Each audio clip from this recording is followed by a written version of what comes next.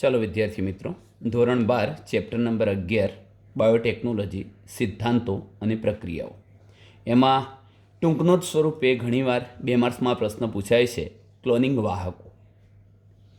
Cloning વાહકો તરીકે કોનો ઉપયોગ થાય અને ક્લોનિંગ વાહકો એટલે શું, તો એને સમજવા માટે હું પહેલાં 2 શબ્દો લખીશ. ક્લોનિંગ વાહક તરીકે મિત્રો આપણે સામાન્ય રીતે ક્લોનિંગ વાહકો તરીકે કોને લઈ શકીએ?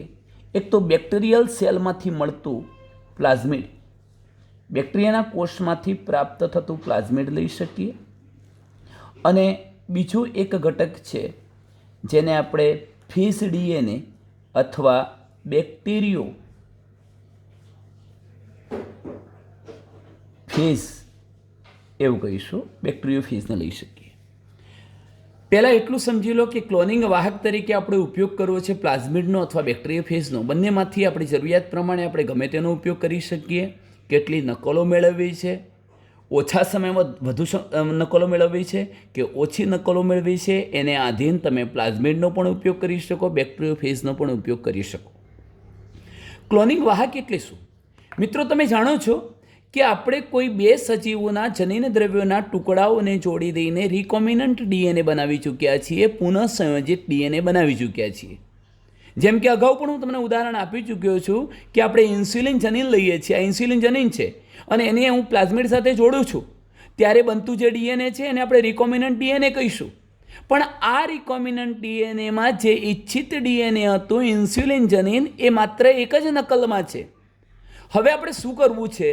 આની અઢળક નકલો મેળવવી છે, ક્લોન કરવું છે. ક્લોન એટલે અનેક નકલો એના જેવી જ આવૃત્તિઓ મેળવવી છે. તો આપણે સર્વપ્રથમ એને એવા કોઈ યજમાન કોષની અંદર દાખલ કરવું પડશે કે જે યજમાન કોષ ટૂંક ગાળાની અંદર વારંવાર વિભાજન પામી પોતાની સંખ્યામાં વધારો કરી શકતું હોય અને જેના પરિણામ સ્વરૂપે એ યજમાન કોષમાં દાખલ કરેલ રિકોમ્બિનન્ટ ડીએનએ પણ વારંવાર રેપ્લિકેટ થઈ શકતું હોય, નકલો બનાવી શકતું હોય. તો એ માટેના જે વાહકો છે એને આપણે ક્લોનિંગ વાહકો કહીશું. ટૂંકમાં કહું તો યજમાન કોષમાં રિકોમ્બિનન્ટ ડીએનએને જેના દ્વારા આપણે દાખલ કરીએ છીએ, અંદર લઈ જઈએ છીએ, તેને આપણે ક્લોનિંગ વાહકો કહીશું. આવા ક્લોનિંગ વાહકોમાં પ્લાઝમિડ અને બેક્ટેરિયો ફેઝનો ઉપયોગ થાય છે. તમે એ પણ જાણો છો મિત્રો કે આ પ્લાઝમિડ અને બેક્ટેરિયો ફેઝ એ બેક્ટેરિયલ કોષમાં એનું જે ઓરિજિનલ રંગસૂત્રીય ડીએનએ હતું એના કોઈ પણ પ્રકારના નિયંત્રણ વગર સ્વતંત્ર રીતે સ્વયંજનન કરવાની ક્ષમતા ધરાવે છે. હું વાક્ય લખીશ કે પ્લાઝમિડ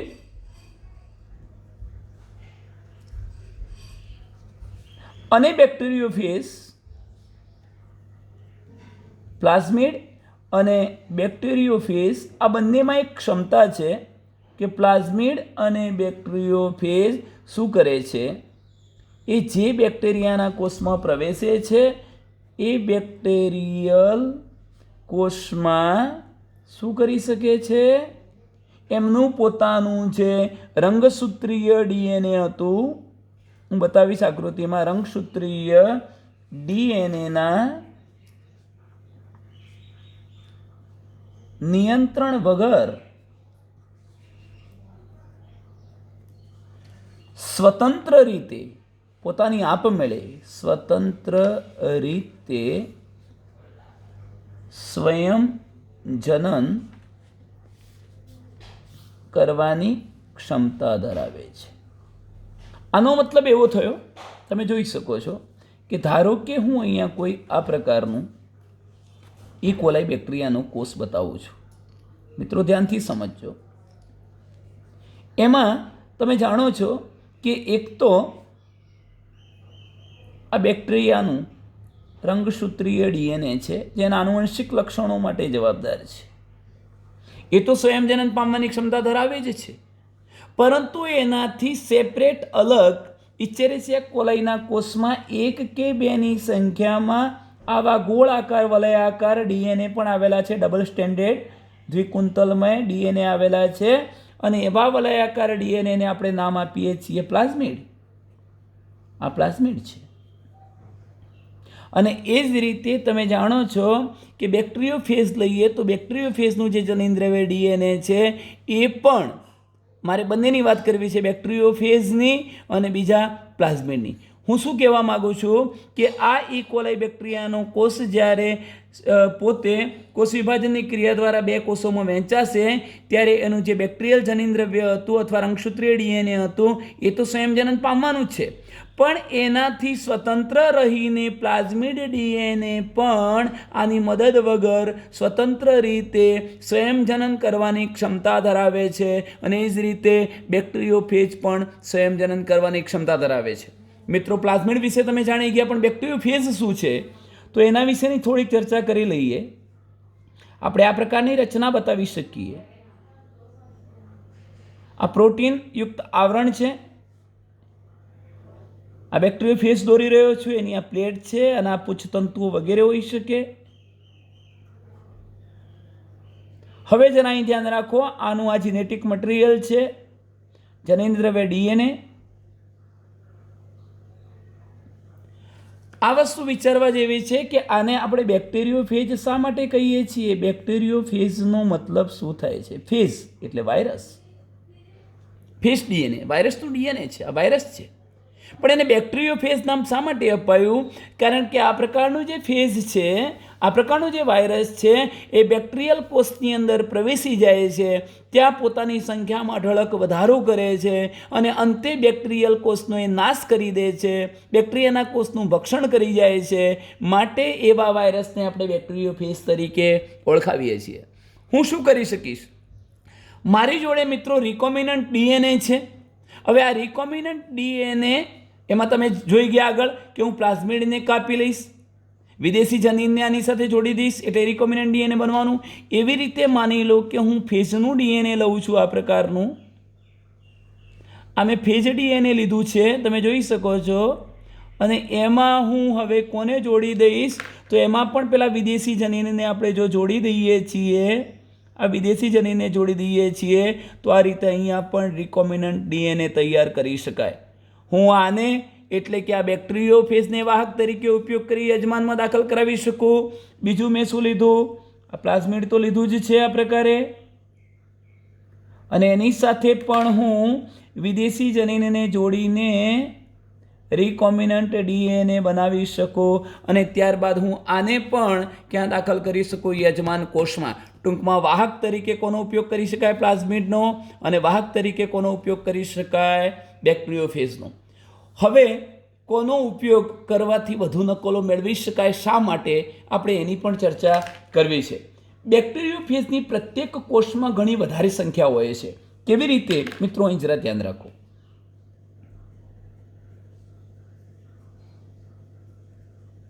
બેક્ટેરિયોફેજની પ્રત્યેક કોષ દીઠ અથવા પ્રત્યેક કોષમાં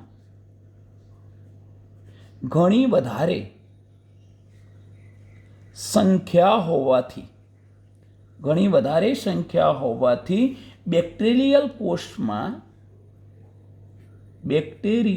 કોષમાં એટલે બેક્ટેરિયાના કોષમાં તેમના જનીન સંકુલની, કોના જનીન સંકુલની? બેક્ટેરિયોફેજના જનીન સંકુલની, તેમના જનીન સંકુલની ઘણી બધી નકલો જોવા મળે છે. કેવી રીતે? જરા ધ્યાન રાખો. મેં તમને કહ્યું, હું એક ફરી આકૃતિ દ્વારા બતાવી દઈશ આ ઘટનાને, કે મારી જોડે આ એક ઇકોલાઈ નામના બેક્ટેરિયા છે. એની અંદર મિત્રો કોઈ એક બેક્ટેરિયોફેજ પ્રવેશી ચૂક્યો છે. આ કોઈ એક બેક્ટેરિયોફેજ પ્રવેશ્યો છે. આ બેક્ટેરિયોફેજ અંદર પ્રવેશ્યા પછી શું કરે છે તો એ પણ કહી શકાય કે હવે આ બેક્ટેરિયલ કોષને કોષ વિભાજન પામીને નવા કોષોનું નિર્માણ કરવાની જરૂરિયાત રહેતી નથી. શાના માટે? જો આની નકલો મેળવવી હોય તો. પણ અહીંયા ઉલટી પ્રોસેસ થવાની છે કે કોઈ એક બેક્ટેરિયલ કોષની અંદર જ્યારે વાયરસ પ્રવેશે છે, બેક્ટેરિયોફેજ પ્રવેશે છે, ત્યારે એ આ બેક્ટેરિયલ કોષના જનીન દ્રવ્યનો ઉપયોગ કરી પોતાના જનીન દ્રવ્યની અનેક નકલો બનાવી દે છે અને એની ફરતે પ્રોટીનનું આવરણ વિકસાવી દેશે. અને આ રીતે જોતાં આ એક, આ બીજી, ત્રીજી, આવી અનેક નકલો એક જ બેક્ટેરિયલ કોષમાં એની ઉત્પન્ન કરી દે છે. એને એમ પણ કહી શકાય કે પ્રજનન કરીને એ પોતાની સંખ્યામાં એક જ બેક્ટેરિયલ કોષની અંદર ટૂંક જ સમયમાં અઢળક નવી કોપીઓ બનાવી શકે છે. માટે એવું લખ્યું છે કે બેક્ટેરિયોફેજની, આ બેક્ટેરિયોફેજ છે એની આ પ્રત્યેક કોષમાં એટલે બેક્ટેરિયલ કોષમાં ઘણી વધારે સંખ્યા હોવાથી એ બેક્ટેરિયાના કોષમાં તેમના જનીન દ્રવ્યની એટલે બેક્ટેરિયોફેજના જનીન દ્રવ્યની ઘણી બધી નકલો ત્યાં જોવા મળે છે. એની સાપેક્ષમાં હું જો પ્લાઝમિડની વાત કરું છું, એની સાપેક્ષમાં મારે વાહક તરીકે પ્લાઝમિડ લેવું હોય અને જો હું પ્લાઝમિડની વાત કરું છું તો એમ કહી શકાય કે પ્લાઝમિડમાં એક અથવા બે નકલો પ્રતિ કોષમાં જોવા મળતી હોય. દરેક કોષમાં પ્લાઝમિડ કાં તો એક કે બેની સંખ્યામાં હોય. હવે જો એને એની સંખ્યામાં વધારો કરવો હશે તો આ બેક્ટેરિયા કોષ વિભાજન કરે, 2 માંથી 4 બનાવે, 4 માંથી 8 બનાવે, 8 માંથી 16 બનાવે, એટલી રાહ જોવી પડે. ટૂંકમાં આના દ્વારા મળનારી નકલો ઓછી હોઈ શકે, બેક્ટેરિયોફેજ દ્વારા નકલો વધુ હોઈ શકે. તો પ્લાઝમિડમાં એક અથવા બે નકલો પ્રતિ કોષ જોવા મળે છે, જ્યારે બીજાની એટલે કોની? બેક્ટેરિયોફેજની. બીજાની એટલે બેક્ટેરિયોફેજની પ્રત્યેક કોષ દીઠ, પ્રત્યેક કોષમાં, આ ટૂંકો પ્રશ્ન યાદ રાખજો, 15 થી માંડીને 100 નકલો હોય છે. કેટલી? 15 થી માંડીને 100 નકલો. પ્લાઝમિડની તો પ્રત્યેક કોષ દીઠ 1 થી 2 જ નકલો હોય. એટલે એના દ્વારા જ્યારે ક્લોન કરવાનું હોય, સંખ્યામાં વધારો કરવાનો હોય, ત્યારે આપણે આધાર રાખવો પડશે કે બેક્ટેરિયલ કોષ વિભાજન કરે એ પ્રમાણે ગુણન સંખ્યામાં આપણે નકલો મેળવી શકીએ. જ્યારે અહીં આવું કરવાની જરૂરિયાત રહેશે નહીં. બેક્ટેરિયોફેજમાં પ્રત્યેક કોષમાં 15 થી 100 નકલો પ્રતિ કોષ હોય છે, અથવા એનાથી પણ એ વધારે સંખ્યા હોઈ શકે. જો આપણે વિદેશી ડીએનએના ટુકડાને, જો આપણે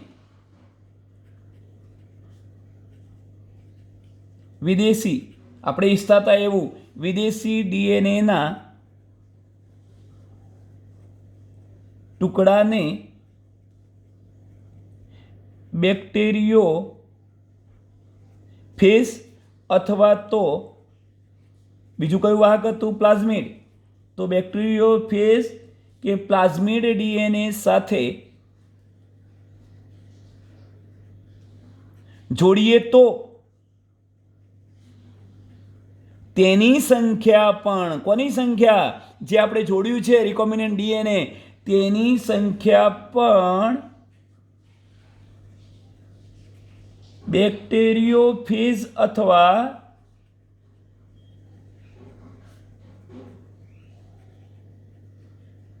પ્લાઝમિડની નકલોની સંખ્યામાં અથવા નકલોની સંખ્યાને સમકક્ષ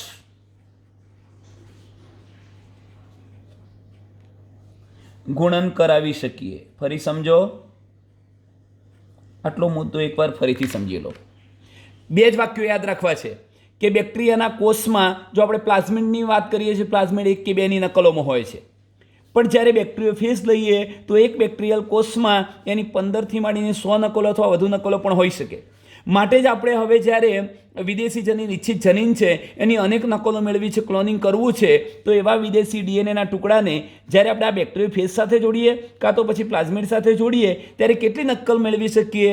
તો જોજો, જ્યારે ડીએનએ સાથે જોડીએ તો તેની સંખ્યા પણ બેક્ટેરિયોફેજ અથવા પ્લાઝમિડની નકલોની સંખ્યાના સમકક્ષ ગુણનમાં કરાવી શકીએ.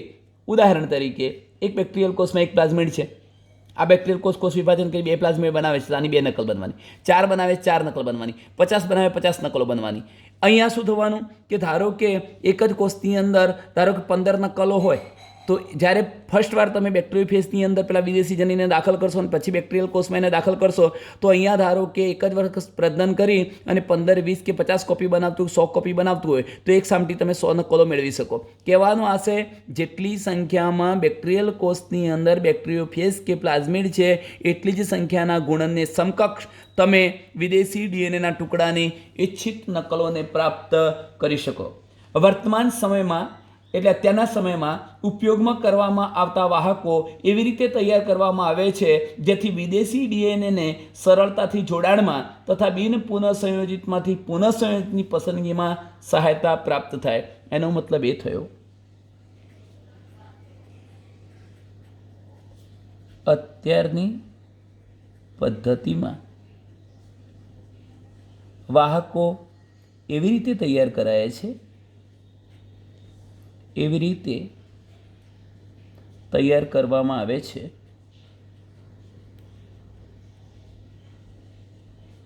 કે જેથી વિદેશી ડીએનએનું સરળતાથી જોડાણ કરી શકતા હોય, વિદેશી ડીએનએની સરળતાથી જોડાણમાં મદદ મળે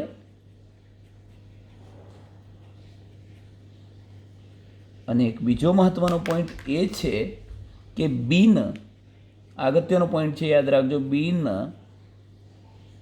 પુનઃ સંયોજિતમાંથી પુનઃ સંયોજિતની પસંદગી કરવામાં પણ મદદ મળી શકે. કેવી રીતે? બિન પુનઃસંયોજિતનો મતલબ એવો કરીશું કે એવી બેક્ટેરિયલ કોષની કોપીઓ કે જેમાં રિકોમ્બિનન્ટ ડીએનએ એના ભાગ સ્વરૂપે વણાઈ ચૂક્યું નથી, જેમાં સફળતા મળી નથી, બિન પુનઃસંયોજિત. અને પુનઃસંયોજિતનો મતલબ કે હવે નિર્માણ પામતા દરેક બેક્ટેરિયલ કોષની અંદર એના પ્લાઝમિડ સાથે વિદેશી ડીએનએનો ટુકડો જોડાયેલો હોય એવી સ્થિતિ. તો આપણે સરળતાથી બિન પુનઃસંયોજિતમાંથી પુનઃસંયોજિતની પસંદગી કરી શકીએ એવા વાહકોને તૈયાર કરવામાં આવ્યા છે. મિત્રો, આ બાબત થઈ ક્લોનિંગ વાહકોની. હવે પછીનો જે આપણે એક પોઈન્ટ ભણીશું એમાં આટલું યાદ રાખો કે જેનો આપણે વાહકો તરીકે ઉપયોગ કરીએ છીએ એ વાહકમાં અનુકૂળ ક્લોનિંગ થઈ શકે એ માટેની શું વિશેષતાઓ છે, કેટલીક લાક્ષણિકતાઓ, ખાસિયતો હોવી જોઈએ. એટલે આપણે એમ લખીશું કે સાનુકૂળ ક્લોનિંગ કરવા માટે અથવા અનુકૂળ ક્લોનિંગ કરવા માટે, ડાયરેક્ટ લખું છું કે ક્લોનિંગ કરવા માટે વાહકમાં જોવા મળતી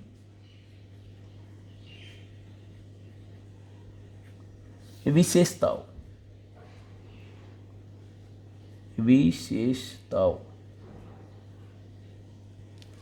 ક્લોનિંગ કરવા માટે વાહકમાં જોવા મળતી વિશેષતાઓ. મિત્રો, એ પણ યાદ રાખો કે આખો પ્રશ્ન ક્યારેય પણ સળંગ પૂછાવાનો નથી અને પૂછાતો પણ નથી. એનો મતલબ એ થયો કે આ પ્રશ્ન ટૂંક નોંધ સ્વરૂપે, ટુકડાઓ સ્વરૂપે પૂછી શકાય. હવે અનેક નકલો મેળવી છે, વધુ નકલો મેળવી શકાય એ માટે વાહકમાં કેવા પ્રકારની લાક્ષણિકતાઓ કે વિશેષતાઓ હોવી જોઈએ. તો એ માટેની વિશેષતાઓમાં હું અત્યારે તમને નામ કહેવા ખાતર કહી દઉં છું કે સ્વયંજનનની ઉત્પત્તિ, જેને ઓરિજિન ઓફ રેપ્લિકેશન ORP કહીશું, એ હોવું જોઈએ. પસંદગીમાન રેખક એટલે સિલેક્ટેબલ માર્કર હોવું જોઈએ. ક્લોનિંગની જગ્યાઓ એટલે કે ક્લોનિંગ સાઇટ હોવી જોઈએ. આ ઉપરાંત આપણે મિત્રો એના માટેનો આગળનો જે મુદ્દો છે કહીશું વનસ્પતિ અને પ્રાણીઓમાં ક્લોનિંગ જનીનો માટેના વાહકોની જરૂરિયાત હોવી જોઈએ. તો આ બધી ટૂંકનોંધો અલગ સ્વરૂપે પૂછી શકાય છે. એ પૈકી માત્ર આજે આપણે એક જ ટોપિકને લઈએ છીએ, સ્વયંજનનની ઉત્પત્તિ. તો હું એક પહેલો પોઈન્ટ લખીશ, સ્વયંજનનની ઉત્પત્તિ.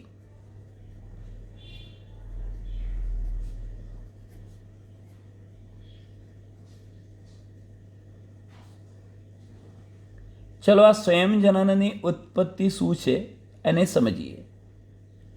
એને સમજવા માટે આટલું યાદ રાખો કે ધારો કે આપણે પછી એને ડિટેલમાં તો સારી રીતે દોરવાના છીએ આકૃતિ, પણ અત્યારે ખાલી થોડીક બાબતને સમજી શકીએ એટલા માટે હું અહીંયા એક પ્લાઝમિડ બતાવું છું. મેં પ્લાઝમિડ બતાવ્યું છે. પ્લાઝમિડને આપણે ડબલ કુંતલમાં બતાવી દઈએ છીએ આ પ્રકારે. મેં અત્યારે પ્લાઝમિડ બતાવ્યું છે. એની અંદર ઘણા બધા સ્થાન હશે જેની આ ટોપિક સમજવા માટે જરૂરિયાત નથી. આમ છતાંય હું તમને કહી દઉં તો આટલા ભાગની અંદર એક એન્ટીબાયોટિક પ્રતિરોધક જનીન છે, એમ્ફિસિલિન રેઝિસ્ટન્સ, અને એક બીજું જનીન છે અહીંયા, એને આપણે ટેટ્રાસાઇક્લિન રેઝિસ્ટન્સ કહીશું, ટેટ્રાસાઇક્લિન ટેટ રેઝિસ્ટન્ટ. આ ઉપરાંત મિત્રો આ બધા જે જનીનો જ છે, આ બધા જનીનો જ છે નિશ્ચિત ન્યુક્લિયોટાઇડનો ક્રમ છે. ચોક્કસ જગ્યાએથી કાપણી માટે અહીંયા જુદા જુદા ઉત્સેચકોના ઓળખ સ્થાન પણ આવેલા હોય. PVU2 હોય, SAL1 હોય, BAM-H1 હોય, EcoR1 હોય, PVU1 હોય, PST1 હોય, HIND3 હોય, CLA1 હોય. આવા જુદા જુદા ઉત્સેચકો એને યોગ્ય જગ્યાએથી કાપી શકે. હાલ એની જરૂરિયાત નથી, માટે હું એનું નામ નિર્દેશન કરતો નથી. એક બીજો મહત્ત્વનો પોઈન્ટ લખું છું કે અહીંયાથી બતાવું છું આટલી જે જગ્યા, જેને સામાન્ય રીતે અત્યારે હું રેડ પેનથી લાઈન કરીશ, આટલી આ જે જગ્યા છે એને હું લખીશ ORI, ઓરિજિન ઓફ રેપ્લિકેશન. સ્વયંજનનની ઉત્પત્તિ આ છે મિત્રો, સ્વયંજનનની ઉત્પત્તિનું સ્થાન આ. હવે આખા પ્લાઝમિડની અંદર જ્યાં સ્વયંજનનની ઉત્પત્તિનું સ્થાન છે ત્યાં DNAનો એક ચોક્કસ પ્રકારનો ન્યુક્લિયોટાઇડનો ક્રમ આવેલો હશે. એક બાબત એ પણ યાદ રાખજો કે જો પ્લાઝમિડની અંદર આવું ઓરિજિન ઓફ રેપ્લિકેશન અથવા સ્વયંજનનની ઉત્પત્તિનું સ્થાન ન આવેલું હોય અને જો તમે વિદેશી DNAને આની સાથે જોડી દો તો ક્યારેય વિદેશી જનીનની અનેક નકલો મેળવી શકાય નહીં. એ પોતે સ્વયંજનન કરી શકતો નથી. તો સ્વયંજનન કરવા માટે, સ્વયંજનનની ઉત્પત્તિ માટેનો એક ચોક્કસ ન્યુક્લિયોટાઇડનો ક્રમ જે પ્લાઝમિડ પર જોવા મળે છે એને આપણે ઓરિજિન ઓફ રેપ્લિકેશન, સ્વયંજનનની ઉત્પત્તિ કહીશું. ચાલો હવે એને આપણે સમજીએ.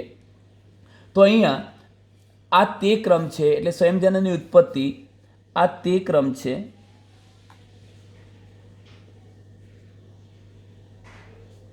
જ્યાંથી સ્વયંજનનની શરૂઆત થાય છે. આ તે ક્રમ છે જ્યાંથી સ્વયંજનનની શરૂઆત થાય છે. અહીંથી સ્વયંજનન થવાનું, આખું પ્લાઝમિડ પેલા વિદેશી જનીન સાથે સ્વયંજનન પામવાનું છે. જો આ સ્થાન ન હોય તો સ્વયંજનન શરૂ થઈ શકતો નથી. અને જ્યારે કોઈ DNAનો ટુકડો આ શૃંખલા સાથે જોડાય છે,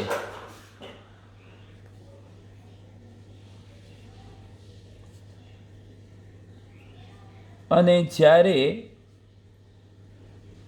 કોઈ DNAનો ટુકડો, એ કયો હશે? તો આપણે જ્યારે ઇચ્છિત DNAનો ટુકડો વિદેશી જનીન કહીએ છીએ એને આપણે અહીંયા જોડીશું. અહીંયા ટૂંકમાં આ ભાગ સાથે જોડાય છે. અને જ્યારે કોઈ DNAનો ટુકડો આ શૃંખલા સાથે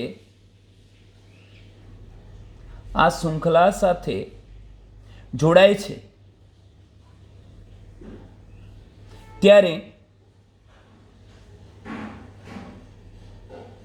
યજમાન કોષની અંદર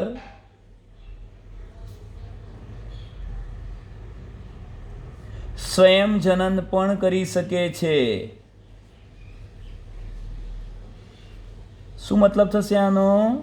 બરોબર ધ્યાન રાખો કે આખા પ્લાઝમિડમાં જે ઓરિજિન ઓફ રેપ્લિકેશન આવેલું હતું એની સાથે વિદેશી જનીનનો ટુકડો જોડાય કે તરત જ વિદેશી જનીનનો ટુકડો પણ જે યજમાન કોષમાં આપણે એને દાખલ કરીશું એ યજમાન કોષમાં એ સ્વયંજનન કરી શકે છે. એવું નહીં થાય કે માત્ર આટલો જ ભાગ સ્વયંજનન પામે, એવું નહીં. જે DNAનો ટુકડો આપણે જોડ્યો છે એ પણ આની સાથે સ્વયંજનન કરી શકે છે. આ ક્રમ જોડાયેલા DNAની નકલોની સંખ્યાના નિયંત્રણ માટે પણ જવાબદાર છે. આ ક્રમ એટલે કયો ક્રમ? જ્યાં એક નિશ્ચિત ન્યુક્લિયોટાઇડનો ક્રમ આવેલો હતો, ઓરિજિન ઓફ રેપ્લિકેશન આવેલું હતું. એ ક્રમ શું કરે છે? તો જોડાયેલા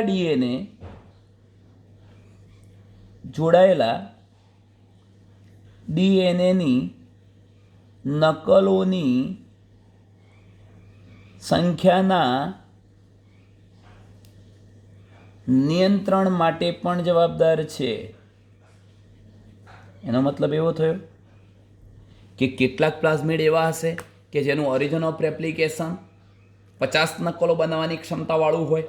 તો હવે જોડાયેલો જે ટુકડો છે એની કેટલી નકલો યજમાન કોષમાં મળી શકે? 50 કોષો. ધારો કે આની કેપેસિટી 20 ઉત્પન્ન કરવાની હોય તો 20 ઉત્પન્ન કરી શકશે. ટૂંકમાં આપણે યજમાન કોષમાં વિદેશી જનીનની કેટલી નકલો મેળવવી છે એનો આધાર કોના પર રહેલો છે? આ ક્રમ પર, એટલે કે ઓરિજિન ઓફ રેપ્લિકેશન પર. એટલા માટે જો કોઈ લક્ષ્ય ડીએનએની, એટલે આપણે જે ઇચ્છિત ડીએનએ દાખલ કર્યું હતું એની ઘણી નકલો પ્રાપ્ત કરવા માંગતા હોઈએ તો એવા વાહકમાં એને ક્લોન કરવું જોઈએ કે જેની ઉત્પત્તિ, એટલે આ જે સ્થાન હતું એ ખૂબ વધારે નકલો ઉત્પન્ન કરવામાં સહયોગ કરતી હોય. એટલે ટૂંકમાં ફરી આપણે કહીશું કે એટલા માટે જ તો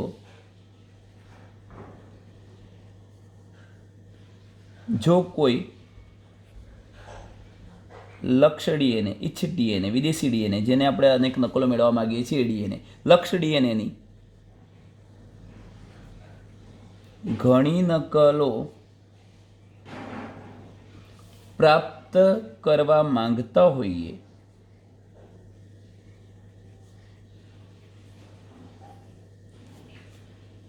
તો તેને એવા વાહકમાં ક્લોન કરવું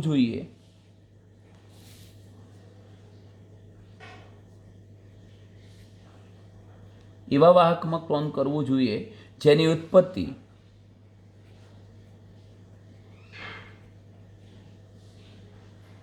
ખૂબ જ વધારે નકલો બનાવવામાં સહયોગ કરતી હોય. મિત્રો એકવાર થોડુંક રિવિઝન કરી દઈશું કે સ્વયંજનનની ઉત્પત્તિ ટૂંકનો જ પૂછાય છે. આ સ્વયંજનનની ઉત્પત્તિ એક એવો ક્રમ છે જ્યાંથી સ્વયંજનનની શરૂઆત થાય છે અને જ્યારે કોઈ વિદેશી જનીનને આપણે જોડીએ છીએ, વિદેશી જનીનનો ડીએનએનો ટુકડો આ શૃંખલા સાથે જોડાય છે ત્યારે તે યજમાન કોષની અંદર સ્વયંજનન પામવાની ક્ષમતા કેળવી લે છે. આ ક્રમ જોડાયેલા ડીએનએની નકલોની સંખ્યાનું નિયંત્રણ કરવા માટે પણ જવાબદાર છે, કેટલી નકલો બનાવવી એ માટે પણ જવાબદાર છે. અને માટે જ તો જો કોઈ લક્ષ્ય ડીએનએની ઘણી નકલો પ્રાપ્ત કરવા માગતા હોઈએ તો આપણે એવા વાહકને પસંદ કરવું જોઈએ કે જેની ક્લોન સંખ્યા અથવા જેની ઉત્પત્તિ ખૂબ જ વધારે નકલો બનાવવામાં સહયોગ કરતી હોય. આટલે સુધી અટકીશું મિત્રો. અસ્તુ.